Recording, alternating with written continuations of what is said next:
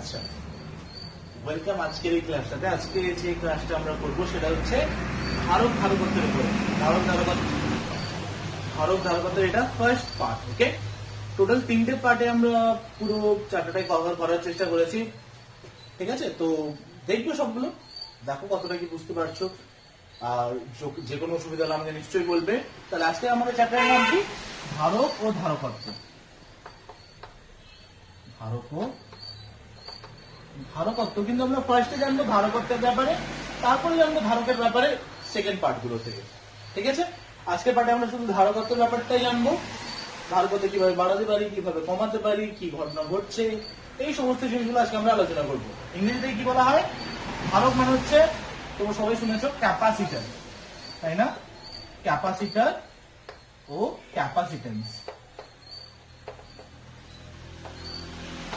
আজকে আমরা এই পার্টটাই পড়বো, তার শুধু ক্যাপাসিটেন্স নিয়ে আলোচনা করবো। বাট জিনিসটা কি অ্যাকচুয়ালি সেটাই তো জানি না, তাই না? তাহলে চল জেনে নেওয়া যাক। আমরা এর আগে পর্যন্ত কি কি পড়ে নিয়েছি? এর আগে অব্দি পড়ে নিয়েছি আমরা বিভব সম্বন্ধে, তাই না? আমরা বিভব কি জেনেছি? বিভব কি? বিভব হচ্ছে ভি পোটেনশিয়াল। আমরা জানি ফর্মুলা ভি সমান 1/4πε0 Q/R। এরকম আমরা জিনিসপত্র পড়েছি, তাই না? আমার কাছে একটা পরিবাহী আছে, এটা একটা আমার পরিবাহী।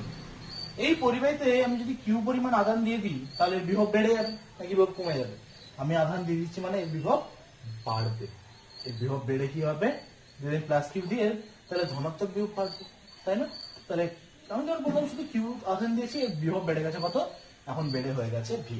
এর আগে তোমরা ঋণাত্মক বিভব ধনাত্মক বিভব পড়ে এসছো। তাহলে কিউ পরিমাণ আধান দিলাম, কিউ পরিমাণ আধান সরবরাহ করলাম, এর বিভব বেড়ে হয়ে গেল ভি। আরো যদি আধান বাড়ি, আরো বিভব বাড়বে, আরো আধান বাড়াবো, আরো বিভব বাড়বে। তাহলে একটা জিনিস আমরা এখানে বলতে পারছি যে কিউ যত পরিমাণ আধান আমরা সাপ্লাই করলাম সেটা বাড়ালে ভি বাড়ে, তাই না? তাহলে আমরা কি বলবো? এটা ডিরেক্টলি প্রপোর্শনাল, এটা সমানুপাতিক। তাহলে কিউ প্রপোর্শনাল টু ভি। তাহলে আধান বাড়ালাম, ভি বাড়লো, মানে বিভব বাড়লো। আচ্ছা, ভি কে আমি বলার সময় ভি কে আমি বিভব, মানে বিভব কে ইংরেজিতে পোটেনশিয়াল বলা হয়। আমি পোটেনশিয়াল ওয়ার্ডটা ইউজ করতে পারি। কিউ হচ্ছে আধান, চার্জ আমরা বলবো। ঠিক আছে, আচ্ছা, তাহলে আমরা এখানে কিউ দিলাম, ভি বাড়লো। তাহলে আমরা যদি সমান করে দিই তাহলে একটা ধ্রুবক আনতে হবে। এই যে ধ্রুবকটা আমরা আনবো এটাকে আমরা কি বলি? সি। ঠিক আছে, সিটা হচ্ছে কি? তাহলে সিটাকেই আমরা বলি ধারকত্ব বা ক্যাপাসিটেন্স।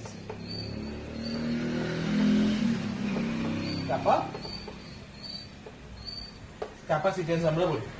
কিউ দিলাম, ভি বাড়ছিল, তাই না? তাহলে সমান বলে একটা ধ্রুবক আসবে, সেটাকে আমরা সি বলি, আর সেটাকে বলে আমরা ক্যাপাসিটেন্স। হয়েছে? এটা হচ্ছে আমাদের ধারকত্ব। তাহলে ধারকত্বের সংজ্ঞা কি হবে? ধারকত্বের সংজ্ঞা এরকম হতে পারে যে, আচ্ছা তাহলে সি সমান কি? সি সমান আমরা হচ্ছে তাহলে বলতে পারি যে কিউ বাই ভি, তাই না? সি সমান কিউ বাই ভি। তাহলে আমরা বলতে পারি একক বিভব পার্থক্য করতে বা কোন একটি পরিবাহীর বিভব একক পরিমাণ বৃদ্ধি করতে আমাকে যে পরিমাণ আধান সরবরাহ করতে হবে সেটা হচ্ছে আমার, বা সেটাই হচ্ছে ওই পরিবাহীর ধারকত্ব।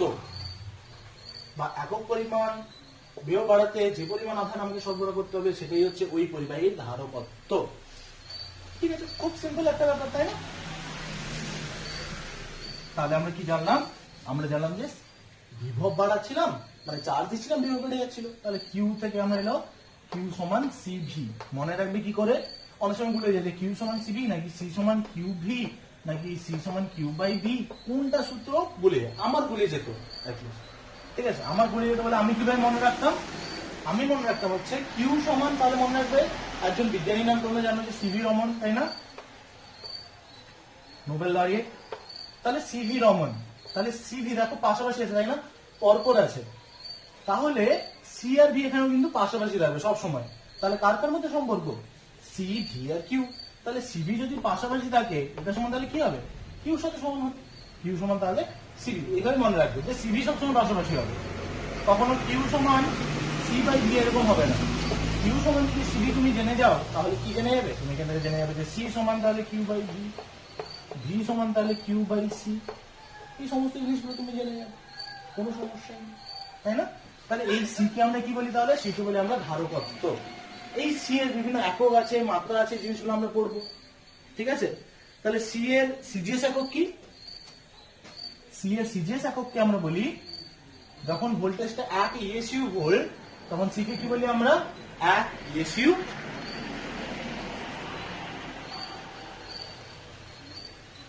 ধারকত্বকে 1 ইএসইউ দিয়ে ডিনোট করি আমরা। ঠিক আছে, একক কি? ইএসইউ। আচ্ছা, ইএসইউ হচ্ছে এর একক। যখন ভোল্টেজ কি 1 ইএসইউ ভোল্ট, আমরা এটা জানি 1 ইএসইউ ভোল্ট। আর যখন আধানটা কত হবে বলো? আধানটা কত হবে? আধানটা হবে 1 ইএসইউ। ঠিক আছে, একটু কনফিউশন মনে হচ্ছে তাই না, যে সবগুলো ESU ESU ESU volt, confuse যাচ্ছে। ইএসইউটাকে খুব একটা আমরা ইউজ করি না। ইএসইউ এটাকে চার্জের জন্য ইএসইউ ইউজ করি, আবার ক্যাপাসিট্যান্সের জন্য আমরা ইএসইউ ইউজ করি। ঠিক আছে, এই ইএসইউ কে আবার স্ট্যাট ফ্যারাডও বলা হয়। এই কি বলি আমরা? Stat farad. স্ট্যাট এর সুবিধা আমরা ডিনোট করব। এটা ইউজ করলে কোনো কনসেপচুয়ালি মানে কোনো গোলমাল হওয়ার কোনো সম্ভাবনা নেই, তাহলে স্ট্যাট ফ্যারাড ইউজ করবে। তাহলে এটা হচ্ছে কি? সিজিএস ইউনিটে একক। এসআইতে কি তাহলে? এসআইতে কিউ এর একক কি? এসআইতে কিউ হচ্ছে কুলম্ব, তাই না? ভোল্টের কি? সরি, বিভবের কি? বিভবের হচ্ছে ভোল্ট বা ক্যাপিটাল ভি শুধু, তাই না? তাহলে কুলম্বের একক কি বলি? কুলম্বের একক বলি এফ। এফ মানে হচ্ছে কি? ফ্যারাড। তাহলে 1 ফ্যারাড সমান কি হবে? 1 এফ সমান 1 কুলম্ব বাই 1 ভোল্ট। ঠিক আছে, এটা হচ্ছে কি 1 ফ্যারাডের মান। 1 ফ্যারাডে কিন্তু খুব খুব খুব বড় মান একটা। সেই জন্য আমরা সাধারণত যত ক্যাপাসিটার, যত আমরা জিনিসপত্র ইউজ করি, বা আমরা ল্যাবে যখন আমরা প্র্যাকটিক্যাল আরো করে থাকি, তখন সাধারণত আমরা মাইক্রো ফ্যারাড অর্ডারের ক্যাপাসিটার ইউজ করি। কি করি? Micro farad.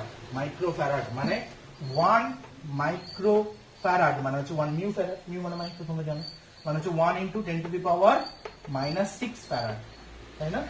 10⁻6 অর্ডার হবে এটা। ঠিক আছে, তাহলে 1 microfarad is equal to 1 × 10⁻6 farad. আর একটা জিনিস আমরা ইউজ করতে, সেটা হচ্ছে pico farad. 1 small pf। 1 pico farad মানে কত? পিকো মানে 10⁻12। ঠিক আছে, 1 × 10⁻12 ফ্যারাড। এটা আমরা ইউজ করে থাকি। তুমি আরো ইউজ করতে পারো, তুমি ন্যানো ইউজ করতে পারো, তাই না? আমি এই সিরিজটা তোমাদেরকে আগে বলে দিয়েছিলাম যে মিলি 10⁻3, মাইক্রো 10⁻6, ন্যানো 10⁻9, পিকো 10⁻12। ঠিক আছে, লেন্থের জন্য একটা মাঝখানে জিনিস আছে, যেটা হচ্ছে অ্যাংস্ট্রম, যেটা হচ্ছে 10⁻10। ঠিক আছে, তারপরে হচ্ছে কি -3, -6, -9, -12। তিনের নামটা জানো আশা করি সবাই। তাহলে 1 পিকো ফ্যারাড সমান হচ্ছে 1 × 10⁻12 ফ্যারাড। ক্লিয়ার হচ্ছে এটুকু সবার? 1 picofarad is equal to 1 × 10⁻12 farad. Clear? এইগুলো হচ্ছে কি তাহলে এসআই পদ্ধতিতে একক। এবার তাহলে ফ্যারাড আর ইএসইউর মধ্যে সম্পর্ক কি? তাহলে আমরা কার মধ্যে সম্পর্ক জানতে চাইছি এখন? সম্পর্ক জানতে চাইছি ফ্যারাড ও ইএসইউ। এগুলো তোমাদের বইতে আছে, কোনো চাপ নেবে না। বই থেকে তোমার ক্লাস নোট হিসেবে তুলে রাখবে সবগুলো। ঠিক আছে, তাহলে এখানে বলে দিই যে 1 farad is equals to 1 farad is equals to কত হচ্ছে? আচ্ছা, বলা আছে 9 × 10⁻11 ইএসইউ। 9 × 10⁻11 ইএসইউ। এটা একটা হয়ে গেল তোমার। আরেকটা কি হতে পারে? 1 মাইক্রো ফ্যারাড। 1 মাইক্রো ফ্যারাড মানে 10⁻6 ফ্যারাড। তাহলে সেটা একটা -6 গুণ হয়ে যাবে। তাহলে -6 যদি চলে যায় এখান থেকে, তাহলে হয়ে যাবে কি 9 × 10⁻5 ইএসইউ। আরেকটা হচ্ছে কি 1 পিকো ফ্যারাড। পিকো ফ্যারাড মানে 10⁻12, 0.9 ইএসইউ। ঠিক আছে, 0.9 ইএসইউ। বাস, হ্যাঁ, ইএসইউ ধারকত্ব বলবো কিন্তু। হ্যাঁ, ইএসইউ মানে এখানে কি হচ্ছে? স্ট্যাট ফ্যারাড, বা এগুলোকে বলতে পারবো স্ট্যাট ফ্যারাড। ব্র্যাকেটে বলছো, হ্যাঁ, স্ট্যাট ফ্যারাডও বলতে পারো, কনফিউশন যেন না হয়। ইএসইউ ধারকত্ব কিন্তু, হ্যাঁ, এখানে বইতে লেখা আছে ইএসইউ ধারকত্ব।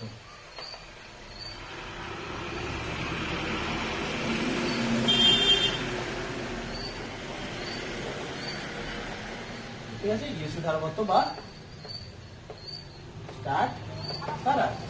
স্ট্যাট ফ্যারাড বা ইএসইউ ধারকত্ব একই কথা, তুমি স্ট্যাট ফ্যারাডটা ইউজ করবে, কিন্তু বইতে প্রশ্ন যখন দেখবে তখন না বলা থাকবে যে 1 ইএসইউ ধারকত্ব বা 1 ইএসইউ ধারকত্ব বলে দিল, তখন ব্যাপারটা কনফিউশন হতে পারে। এটা হচ্ছে বহুল মানে ব্যবহৃত, বাট ইউজুয়ালি আমরা সব সময় নাওয়াডেজ আমরা এসআই ইউনিটটা ইউজ করি, যেটা হচ্ছে ফ্যারাড।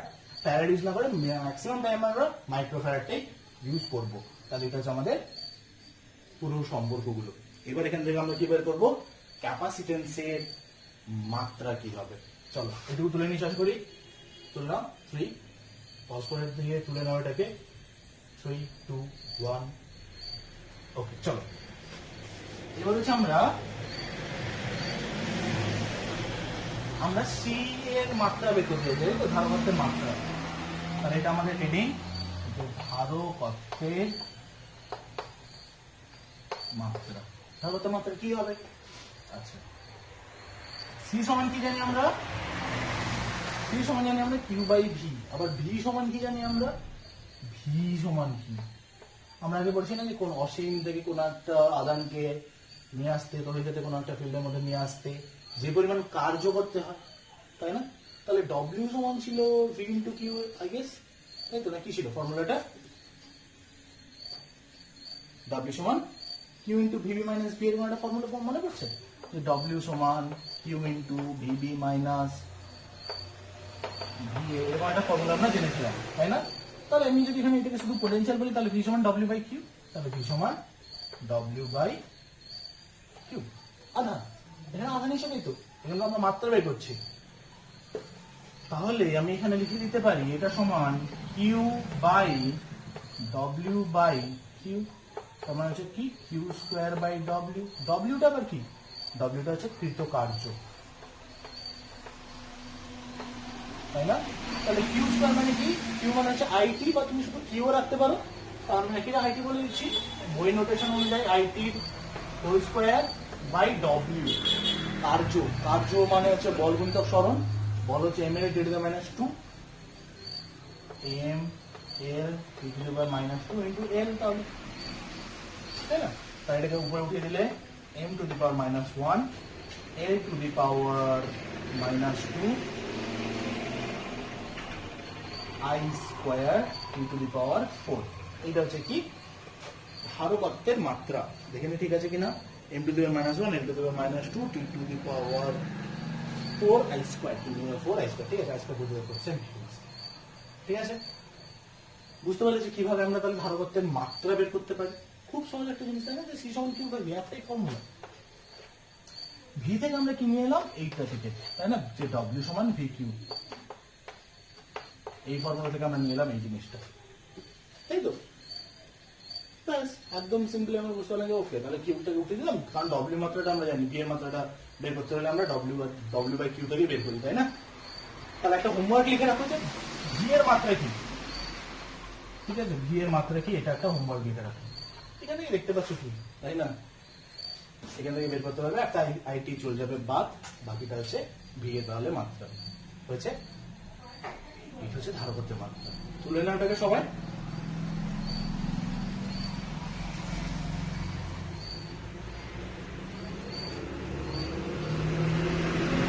ছোট্ট একটা জিনিস বলছি, বইটা নাকি খুব এলাবোরেট করে বলা আছে, বইটা তোমরা পড়বে।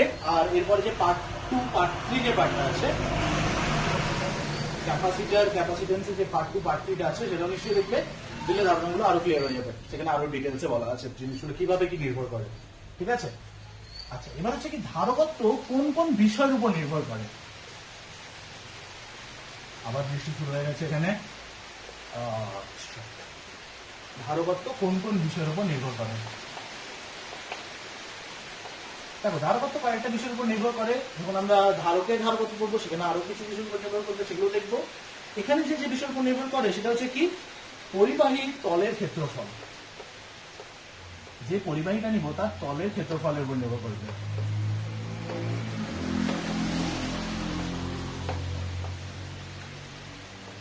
আরেকটা কি? আরেকটা হচ্ছে পারিপার্শ্বিক মাধ্যমের উপর নির্ভর করবে।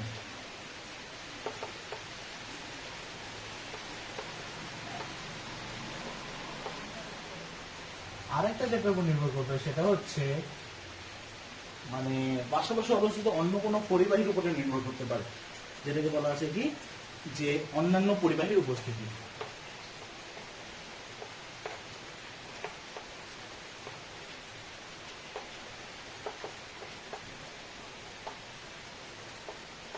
অন্যান্য পরিবাহী যদি থাকে, ধরো একটা পরিবাহী, এখানে একটা পরিবাহী, এটা একটা পরিবাহী দিলাম, এটাতে ধরো আর একটা পরিবাহী দিলাম, দিলেই তো ক্যাপাসিটার তৈরি হয়ে যাচ্ছে। তাহলে ক্যাপাসিটার যখন পড়বে তখন বুঝতে পারবে যে অন্য আরেকটা যদি পরিবাহী আমরা নিয়ে আসি তাহলে এর ধারকত্ব না আমরা বাড়াতে পারি। ঠিক আছে, এখানে মাঝখানে যদি অন্য কোনো মিডিয়াম দিয়ে দিই তাহলে তার ধারকত্ব চেঞ্জ হতে পারে। কেমন কি চেঞ্জ হবে সেটাও তুমি দেখবে। মাঝখানে ডিস্টেন্স যদি চেঞ্জ হয়, এর ক্ষেত্রফলের উপর ডিপেন্ড করবে, এর ক্ষেত্রফল কত, হ্যাঁ, এগুলোর উপর নির্ভর করবে। একদম ক্ষেত্রফল যদি বাড়ে তাহলে ধারকত্ব বাড়বে। ঠিক আছে, আর পরিবাহী মাধ্যম যদি তার পরবৈদ্যুতিক ধ্রুবক যদি বাড়ে তাহলে পরবৈদ্যুতিক ধ্রুবক কি যেন কাপ্পা, মনে আছে আশা করি, কাপ্পা যদি বাড়ে তাহলে কি হবে এখানে, তাহলেও এখানে ধারকত্ব বা বৃদ্ধি পাবে। ঠিক আছে, একদম তাহলে সহজ জিনিস। ক্ষেত্রফল বাড়লে ধারকত্ব বাড়বে, পারিপার্শ্বিক মাধ্যমে পরবৈদ্যুতিক ধ্রুবক বাড়লে ধারকত্ব বাড়বে, অন্যান্য পরিবাহী উপস্থিতি থাকলে ধারকত্ব বাড়বে। ঠিক আছে, আর ক্যাপাসিটর বড় সময় আরেকটা জিনিস আছে, সেটা হচ্ছে কি যে দুটি যে পরিবাহী থাকে তাদের মধ্যবর্তী দূরত্ব যদি বেড়ে যায় তাহলে ধারকত্ব কমে যায়, বাকি সব সেম। ঠিক আছে, তাহলে এটা হচ্ছে একটা সিম্পল জিনিস, বই থেকে এটা ডিটেলসে পড়বে। আমি আপাতত একটা ওভারভিউ দিলাম, যদি এটা কোনো ডাউট থাকে তাহলে আমি নিশ্চয়ই বলবো এখানে। আচ্ছা, এবার হচ্ছে কি, এবার হচ্ছে যে নেক্সট পার্ট কি, আশা করি সবাই তুলে নিয়েছিলে। নেক্সট পার্ট হচ্ছে একটা গোলীয় ধারকের ধারকত্ব। একটা গোলীয় ধারক আছে, এটা একটা গোলীয় ধারক, ব্যাসার্ধ কত, ব্যাসার্ধ হচ্ছে ক্যাপিটাল আর ধরো বললাম। ঠিক আছে, ক্যাপিটাল হচ্ছে কি ব্যাসার্ধ। এবার একে আমরা প্লাস কিউ আধান আহিত করলাম, কিউ আধান আহিত করার ফলে এর পোটেনশিয়াল কত হয়ে গেল বা এর বিভব কত হয়ে গেল, তাহলে ভি এর ফর্মুলাটা কি হবে, V is equals to 1/4 pi epsilon. যদি এখানে বায়ু মাধ্যম না থাকে অন্য কোনো মাধ্যম থাকে তাহলে এপসাইলন, তাই না? আর এপসাইলন সমান তুমি তো জানো, এপসাইলন সমান কাপ্পা এপসাইলন নট। তাহলে যদি বলি এখানে কাপ্পা পরবৈদ্যুতিক ধ্রুবকের কোন একটা মিডিয়াম রাখা আছে তার ভিতরে, ঠিক আছে, কাপ্পা পরবৈদ্যুতিক ধ্রুবক, তাহলে এখানে এপসাইলনের জায়গায় কি লিখে দেবো? আচ্ছা, এখন এপসাইলন লিখলাম, পরের লাইনে আমি লিখে দেবো। তাহলে এখানে হচ্ছে কিউ বাই আর, তাহলে এখানে হচ্ছে 1/4 পাই কাপ্পা এপসাইলন নট, এপসাইলনের জায়গায় বসাবো ইন্টু কিউ বাই আর, এই জিনিসটা হয়ে গেল। তাহলে এটা হচ্ছে ভি। এবার সি বের করতে চাইছি না, তাহলে সি সমান কি, সি সমান কি V Q, Q by V না কিউ ভি, কোন সূত্র, সি সমান হচ্ছে কিউ বাই ভি, কারণ কিউ সমান সি ভি, আমি বলেছি সি সমান মানে, তাহলে কিউ, তাহলে কিউ তো কিউ থাকলো, কিউ আধান দিয়েছিলাম, নিচে এটা বসিয়ে দিচ্ছি, তাহলে Q by 4 pi kappa epsilon not R, Q Q cancel হয়ে গেল, এই নিচের পার্টটা উপরে চলে গেল, তাহলে এটা চলে আসবে কত, 4 পাই কাপ্পা এপসাইলন নট আর। এটা হলো কি তোমার একটি গোলীয় পরিবাহী ধারকত্ব কত, সি কত, সি আমরা পেয়ে গেলাম, তাই না? এবার যদি এখানে অন্য কোনো মাধ্যম না বলে যদি বায়ু মাধ্যম বলে দেয় তাহলে কি হয়ে যাবে, কাপ্পাটা 1 হয়ে যাবে, কাপ্পা থাকবে না তখন। তাহলে এইটুকু সবাই তুলে নাও, এখানে আমি লিখে দিচ্ছি উপরে। তাহলে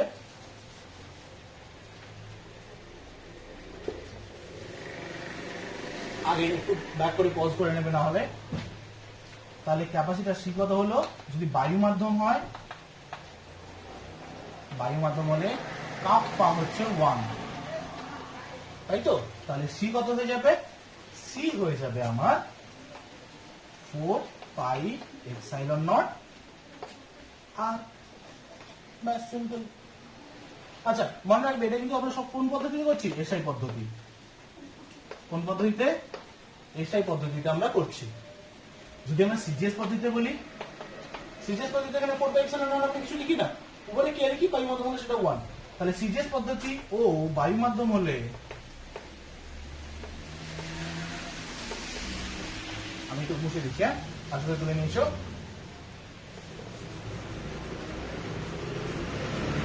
সিজিএস পদ্ধতি বায়ু মাধ্যম, তার মানে কাপ্পা তো থাকবেই না বা কে তো থাকবেই না, সাথে 4πε0টাও থাকবে না। এটা তো সিরিজ পদ্ধতি, সরি এটা এসআই পদ্ধতি আছে।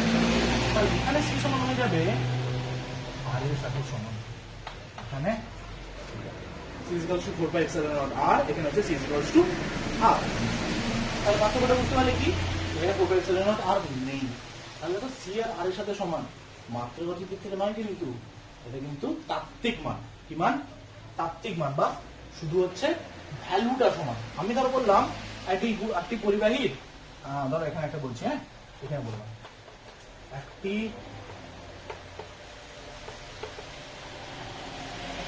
পরিবাহী ধারকত্ব 10 সেন্টিমিটার। 10 সেন্টিমিটার তো লেন্থ, ধারকত্ব কি করে?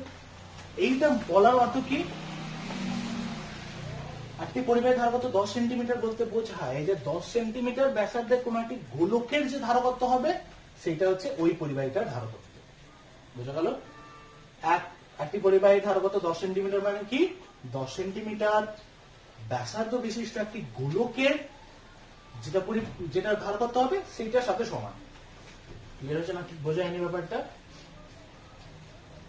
ভাবো একটু, ধারকত্ব 10 সেন্টিমিটার হতে পারে, এই যে সি সমান আর, আমি আটটার মান বলে দিচ্ছি, আটটার মান হচ্ছে কত? 10 সেন্টিমিটার। সিজিএস পদ্ধতি, সেন্টিমিটার লক্ষ্য করতে পারছে, কখনো মিটার দিতে পারবে না। তাহলে 10 সেন্টিমিটার ধারকত্ব মানে হচ্ছে 10 সেন্টিমিটার ব্যাসার্ধ বিশিষ্ট একটা একটা পরিবাহী ধরো বানানো, সেই পরিবাহীটার ধারকত্ব যা হবে, সেই পরিবাহীটার ধারকত্ব যা হবে, সেই ধারকত্বটা হচ্ছে এই পরিবাহীর ধারকত্ব। ক্লিয়ার হয়েছে? ক্লিয়ার হয়েছে কি? হ্যাঁ, আমি ধরো বললাম রামের কাছে ধরো আছে 10টা আপেল।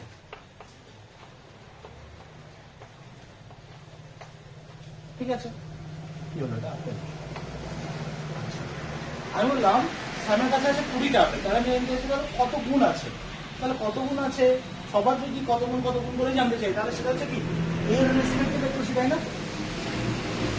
তার মানে এখানে এই গুণটা আমি আর বলছি না, এটা না বলে কি বলছি, আমি বলছি যে স্যামের কাছে 3 গুণ আপেল আছে, তাহলে কতটা আছে তুমি জানো কতটা আছে। তাহলে একই রকম জিনিসটা হচ্ছে এখানে, যে ধারকত্ব 10 সেন্টিমিটার বলতে কি, 10 সেন্টিমিটার বা বিশিষ্ট যে গোলকটা হবে তার যা ধারকত্ব হবে, ব্যাসার্ধ বিশিষ্ট গোলকের যা ধারকত্ব হবে তার সাথে এটা সমান হবে। আশা করি এটা ক্লিয়ার হয়েছে।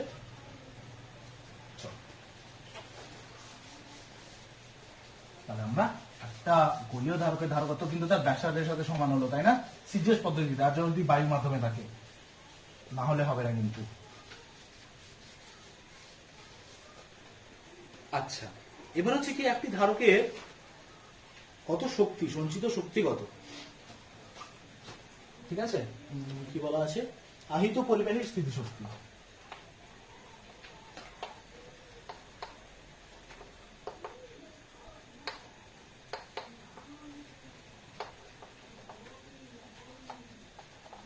আহিত পরিবাহীর স্থিতিশক্তি। কথা আহিত পরিবাহীর স্থিতিশক্তি, দেখো শক্তি, স্থিতিশক্তি কোথেকে আসবে? কার্য থেকে আসবে। কোথেকে আসবে? কার্য থেকে আসবে। কার্য সমান কি? ডব্লিউ সমান বিভব গুণিতক আধান। আচ্ছা, একটা পরিবাহী ছিল, আমি কোনো আধান দিয়েছিলাম না, তাই তো? আমি কিউ আধান এখন আগে দিইনি, তাহলে এর বিভব কত, এর পোটেনশিয়াল কত? এখন কোন আধান দিইনি তো, ছিল কিউ আধান দিলাম, পোটেনশিয়াল বেটা কত হয়ে গেল? ভি। তাহলে গড় বিভব কত?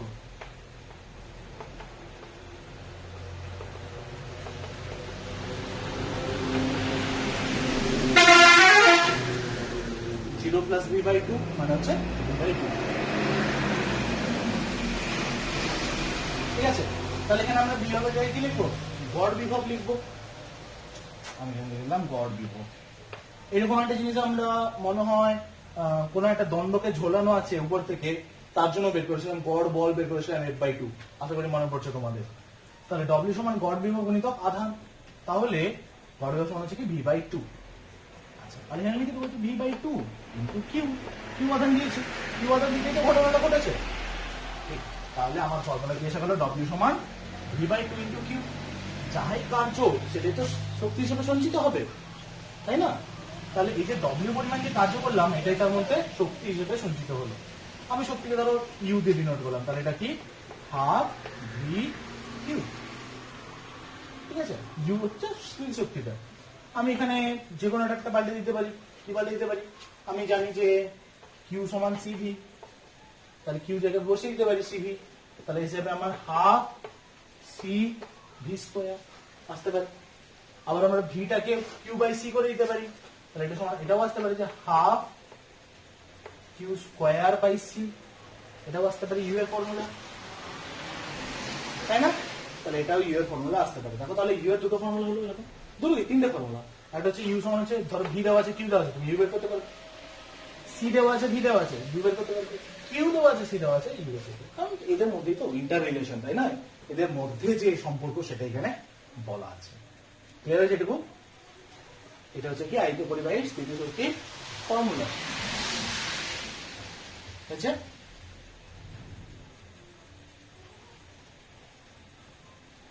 বেশ, তাহলে ইউ সমান হচ্ছে half V Q equals to half C V square equals to half Q square by C. Clear হলো ব্যাপারটা? ঠিক আছে। এবার যেটা ইম্পর্টেন্ট যে জিনিসটা, সেটা এখানে বইতে প্রমাণও দেওয়া আছে, বাট সিম্পলি তুমি এই ফর্মুলাগুলো মনে রাখলেই হবে। আশা করি সবাই তুলে নিয়েছো এটা।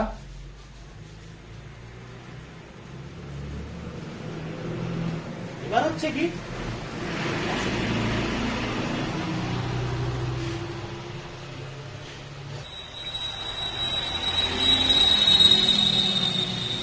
আচ্ছা এবার হচ্ছে কি, এবার হচ্ছে যে ঘটনাটা সেটা হলো, সেটা হচ্ছে এবার না আমরা একটা জিনিস করবো, নতুন একটা জিনিস। কি দেখো, আমার কাছে দুটো পরিবাহী আছে, ঠিক আছে? দুজনের ধারকত্ব কত? এ ধারকত্ব C1, এ ধারকত্ব C2। পরিবাহী অনুযায়ী ধারকত্ব চেঞ্জ হতে পারে, তাহলে এ ধারকত্ব C1, এ ধারকত্ব C2। এবার কি করলাম, এবার এদেরকে কানেক্ট করা ছিল এদের, ঠিক আছে? কানেক্ট করে কি করলাম, এদিকে কিউ পরিমাণ আধান দিয়ে দিলাম। কত দিলাম? কিউ পরিমাণ। তাহলে কিউ পরিমাণ কি ভেঙে ভেঙে কিউ বাই টু হয়ে যাবে? না, কার উপর ডিপেন্ড করবে? ক্যাপাসিট্যান্স আছে, তাই না? তাহলে আলাদা আলাদা হবে। তাহলে এখানে ধরো হলো Q1, এখানে হলো Q2, ঠিক আছে? দুজনকে একটা নির্দিষ্ট তার দিয়ে কানেক্ট করা, তার মানে কি? তার মানে তাদের পোটেনশিয়ালটা নির্দিষ্ট, তার মানে বিভব তাদের ভিভি। বোঝা গেল না ব্যাপারটা?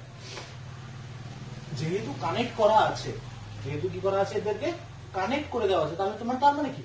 তাদের বিভবটা সমান হবে, তাদের মধ্যে কোনো বিভব পার্থক্য নেই। কানেক্ট করার পরেই তো আমি তাদেরকে চার্জ দিয়েছি নাকি? তার মানে তাদের মধ্যে কোনো বিভব পার্থক্য নেই, সেই রকম তাদের বিভবটা নির্দিষ্ট হবে, সেই অনুযায়ী তাদের Q1 আর Q2টা ভাগ হয়েছে, তাই তো? তাহলে এখানে কিউ সমান আমরা কি বলতে পারি? কিউ সমান হচ্ছে Q1 প্লাস Q2। কিউ সমান কি? কিউ সমান হচ্ছে Q1 প্লাস Q2। আমি মোট কিউ দিয়েছিলাম, এর মধ্যে Q1, এর মধ্যে Q2 চলে গেছে। আচ্ছা, ঠিক আছে। আর কি ফর্মুলা আছে? আর কি ফর্মুলা আছে? আর কিউ সমান বা Q1 সমান C1 ভি হবে, Q2 সমান C2 ভি হবে নাকি না? বলো, হবে। কারণ আমরা একটু আগে আমরা একদম চ্যাপ্টারের শুরুতে পড়েছিলাম যে কিউ সমান সিভি, তাহলে এর ধার কত হচ্ছে C1, চার্জ কত? Q1, বিভব কত? ভি। তাহলে এখানে হলো Q1 equals to C1 V, ঠিক আছে? তাহলে এখান থেকে ভি কত বেরোবে? এখান থেকে ভি সমান বেরোবে Q1 বাই C1। এখান থেকে ভি কত বেরোবে? Q2 by C2। ঠিক আছে, এটুকু ঠিক আছে। আচ্ছা, আমি লিখলাম কি ভি সমান তাহলে Q1 বাই C1 সমান Q2 বাই C2। আচ্ছা, একটা সংযোগ নিয়ম ছিল মনে আছে যে উপরে গুলো যোগ হয়ে যাবে, নিচে গুলো যোগ হয়ে যাবে। Q1 plus Q2 by C1 plus C2,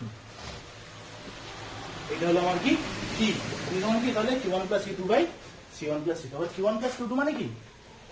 Q. তাহলে ভি সমান আমি বলতে পারি যে Q by C1 plus C2। V সমান Q by C1 plus C2। তাহলে Q1 কত হবে? এই ফর্মুলা বসাবো, এইটুকু তুলে নাও সবাই। তাহলে ভি সমান আমরা লিখি Q by C1 plus C2। আশা করি তুলে নিয়েছো। এখন পজ করে দিয়ে তুলে নেবে এটাকে। এবার হচ্ছে কি, এবার হচ্ছে তাহলে Q1 আমার ছিল C1V, তার মানে তো C1 into Q by C1 plus C2, কারণ V সমান আমার এটা বসে দিলাম। তাহলে এটা সমান হলো কি Q into C1 by C1 plus C2, আর Q2 তাহলে কত হবে C2V সমান Q into C2 by C1 plus C2। ঠিক আছে, Q1 সমান C1V, Q2 সমান C2V। তাহলে Q1 সমান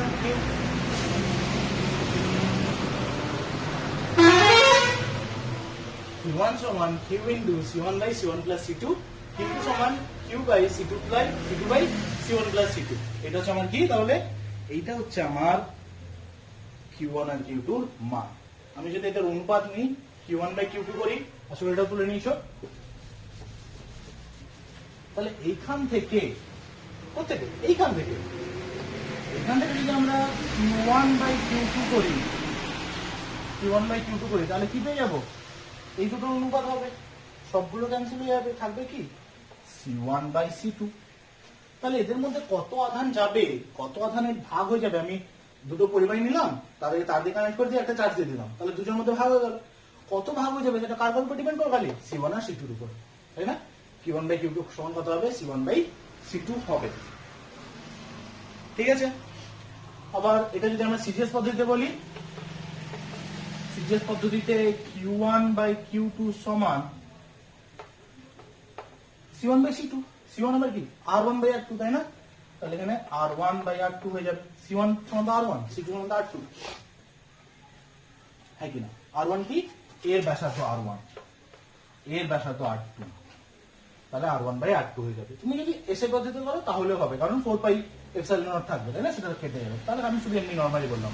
তাহলে Q1 বাই Q2 সমান হচ্ছে R1 বাই R2, তাদের ব্যাসার্ধ কত তার উপর নির্ভর করবে, কেন? কারণ তার ক্যাপাসিট্যান্স তো তার উপরে নির্ভর করে, বড় হলো বেশি ক্যাপাসিট্যান্স। ঠিক আছে, এটুকু তুলে নাও।